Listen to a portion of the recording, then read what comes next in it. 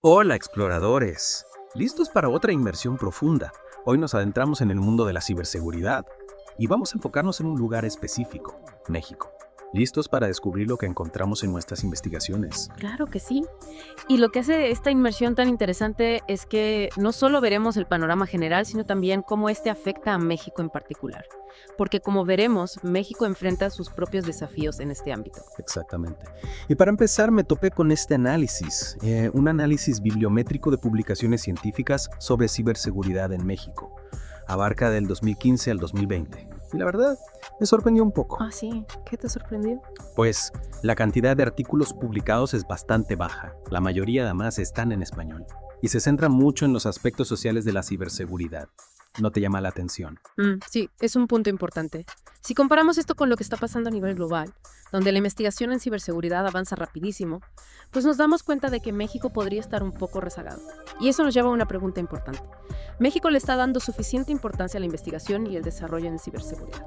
Esa pregunta da para pensar, ¿eh? Y más si consideramos que las amenazas cibernéticas son cada vez más complejas en todo el mundo. Totalmente. De hecho, el informe ENISA Threat Landscape 2024, que analiza las principales amenazas de ciberseguridad a nivel global, nos da una idea de la magnitud del problema, ¿sabes? Las amenazas a la disponibilidad son las más comunes. Luego vienen el ransomware y las amenazas a los datos. Suena bastante preocupante. Imagínate que servicios esenciales como la banca en línea o las redes eléctricas se vieran interrumpidos. Sin duda. Y no podemos olvidar el impacto del ransomware que puede paralizar sistemas enteros, ni las amenazas a los datos que pueden causar la pérdida de información confidencial con graves consecuencias financieras y para la reputación tanto para individuos como para organizaciones. Entonces, volviendo a México y considerando lo que mencionamos sobre la falta de investigación, dirías que el país es especialmente vulnerable a estas amenazas. Es una posibilidad que no podemos descartar. El análisis bibliométrico que mencionabas señala que México necesita una organización que coordine los esfuerzos para combatir el ciberdelito, algo parecido al Centro Nacional de Ciberseguridad del Reino Unido. Entiendo. Una organización que centralice todo, que impulse la investigación y que facilite la cooperación a nivel internacional. Exacto. Y que también promueva leyes específicas para proteger a los ciudadanos, leyes que estén alineadas con marcos internacionales. Eso facilitaría la colaboración con otros países. Claro, tiene mucho sentido. Y hablando de leyes y cooperación internacional, ¿qué te parece si vamos a algunos ejemplos concretos de cómo estas amenazas globales se traducen en problemas reales, tanto para individuos como para organizaciones, en México y en el resto del mundo? Hay un tema que me parece súper relevante en este contexto, las monedas virtuales. Se habla mucho de su potencial, pero creo que es importante analizar también los riesgos, sobre todo desde la perspectiva de la seguridad. Sí, total. De hecho, en nuestras investigaciones encontramos que las monedas virtuales, por su rápida expansión y sus características tecnológicas, pues presentan un riesgo alto de ser utilizadas en delitos complejos, especialmente en el lavado de activos. Claro, es que la naturaleza descentralizada de las monedas virtuales y el anonimato que ofrecen, pues dificultan mucho su rastreo y también la aplicación de los modelos regulatorios que ya existen. Entonces, ¿cómo podemos proteger a los usuarios? ¿Y cómo podemos prevenir que las monedas virtuales se usen en actividades ilegales? Bueno, aquí lo importante es tener un enfoque preventivo. Un enfoque que se adapte al modus operandi de las monedas virtuales. Es decir, entender cómo se usan en la comisión de delitos para poder crear estrategias que contrarresten esas tácticas. Ya, se trata de ir un paso adelante, ¿no? De adelantarse a los delincuentes y cerrarles el paso. Oye, cambiando un poco de tema, pero sin dejar de lado la seguridad, me gustaría hablar de las herramientas que usan las organizaciones para fortalecer su ciberseguridad. Hablando con un amigo que trabaja en seguridad informática, me mencionó algo llamado SIEM. ¿Sabes qué es? Claro. SIEM son las siglas en inglés de Security Information and Event Management. En español sería algo así como Gestión de Información y Eventos de Seguridad. Son herramientas súper importantes hoy en día, con el panorama de amenazas que tenemos. Y una de esas herramientas es Greylog, ¿no? ¿Podrías explicarnos un poco cómo funciona? O sea, cómo Greylog, como plataforma SIEM, ayuda a las empresas a mejorar su ciberseguridad. Por supuesto. Lo que hace Greylog es permitir a las organizaciones monitorear, detectar y responder a incidentes de seguridad. ¿Y cómo lo hace? centralizando y analizando los registros de eventos de seguridad de diferentes fuentes dentro de la organización. O sea, es como tener un sistema de vigilancia centralizado para la seguridad de una empresa. Exacto.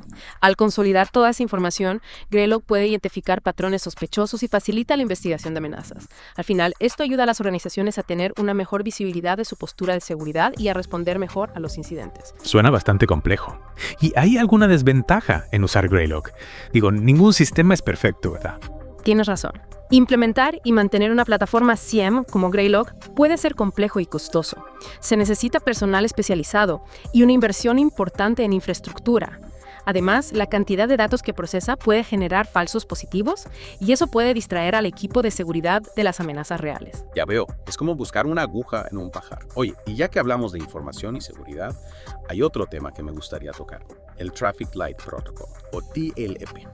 ¿Qué nos puedes contar sobre este protocolo? El TLP es un sistema para clasificar la información. Usa un código de colores: rojo, ámbar, verde y blanco. Estos colores indican a los que reciben la información cómo deben manejarla. Es una herramienta fundamental para compartir información sensible de forma segura. ¿Y cómo funciona en la práctica? ¿Podrías darnos un ejemplo? Imagina que una empresa descubre una vulnerabilidad en su sistema y decide compartir esta información con otras empresas del sector para prevenir ataques similares. En este caso, usaría el TLP ámbar. El ámbar indica que la información es sensible y solo se puede compartir con personas que necesitan conocerla. Entiendo. Es como un semáforo para la información sensible, ¿no? Para asegurarse de que solo llegue a las personas correctas. Exacto. El TLP ayuda a que la información sensible fluya de forma adecuada y evita que se divulgue de forma inapropiada. Me parece una herramienta muy útil, la verdad. Sobre todo en un mundo donde la información es tan valiosa.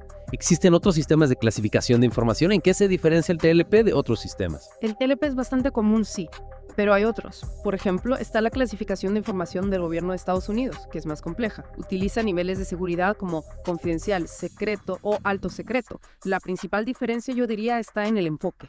El TLP se centra en cómo se maneja y se distribuye la información, mientras que otros sistemas se basan en la protección de la información según su nivel de sensibilidad. Ya veo, cada sistema tiene su propio objetivo y nivel de complejidad. Oye, volviendo al tema principal, hemos hablado mucho de amenazas, de herramientas, pero ¿qué podemos hacer nosotros como individuos para protegernos en este mundo digital? Cada vez es más complejo, ¿no? Esa es la pregunta clave. Al final, todos somos responsables de nuestra propia seguridad en línea. Totalmente de acuerdo. Pero ¿por dónde empezamos? ¿Cuáles son las medidas básicas que todos deberíamos tomar para proteger nuestra información y nuestras actividades en línea? Bueno, hay algunas recomendaciones básicas, pero muy efectivas. Por ejemplo, usar contraseñas fuertes y únicas para cada cuenta, activar la autenticación de 2 factores siempre que sea posible y ser muy cautelosos con los enlaces y archivos adjuntos que abrimos. Sí, son consejos que hemos escuchado muchas veces, pero que a veces se nos olvidan. En el caso de México, ¿hay alguna recomendación adicional que debamos tener en cuenta? En México, como en muchos otros países, el fraude en línea está creciendo mucho. Hay que tener mucho cuidado con las transacciones en línea. Verificar la autenticidad de los sitios web y desconfiar de las ofertas que parecen demasiado buenas para ser verdad. Claro, es lógico. Y hablando de México, al principio del episodio mencionamos la falta de investigación en ciberseguridad en el país. ¿Qué se está haciendo para abordar este problema? ¿Hay iniciativas, ya sean gubernamentales o privadas, que estén impulsando la investigación en este campo? Sí, hay algunas iniciativas interesantes. Por ejemplo, el gobierno de México ha lanzado estrategias para fortalecer la ciberseguridad a nivel nacional. Una de ellas es la creación de un centro de respuesta a incidentes cibernéticos.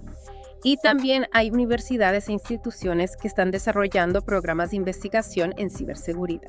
Me alegra saber que se están tomando medidas para fortalecer la ciberseguridad en México. Y ya para ir cerrando, volvamos a nuestra conversación sobre las monedas virtuales. ¿Qué podemos hacer como usuarios para proteger nuestras inversiones en criptomonedas? Como mencionamos antes, la educación es fundamental. Es importante entender cómo funcionan las criptomonedas, los riesgos que conllevan y las mejores prácticas para proteger nuestros activos. Y hablando de esas mejores prácticas, ¿podrías darnos algunos ejemplos concretos? Por supuesto. Algunos consejos importantes son: elegir plataformas de intercambio confiables, usar contraseñas seguras y habilitar la autenticación de 2 factores en todas nuestras cuentas. Y también es fundamental mantener nuestros dispositivos actualizados con las últimas actualizaciones de seguridad. Excelente. Y para terminar, me gustaría retomar algo que dijiste al principio. Todos somos responsables de nuestra propia seguridad en línea. ¿Qué mensaje final te gustaría dejar a nuestros oyentes para que se conviertan en usuarios más conscientes y responsables en el ciberespacio? Mi mensaje final sería: la ciberseguridad no es solo un tema técnico, es una cuestión de hábitos y de conciencia.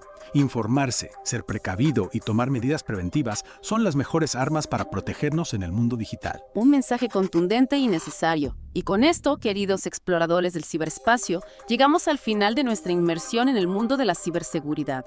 Esperamos que esta información les haya sido útil y que los motive a tomar un rol más activo en la protección de su vida digital. No olviden dejar sus comentarios con sus impresiones sobre lo que hemos conversado hoy. Denle un buen like al episodio si les ha gustado, suscríbanse al canal y activen la campanita para no perderse futuras inmersiones. ¡Hasta la próxima!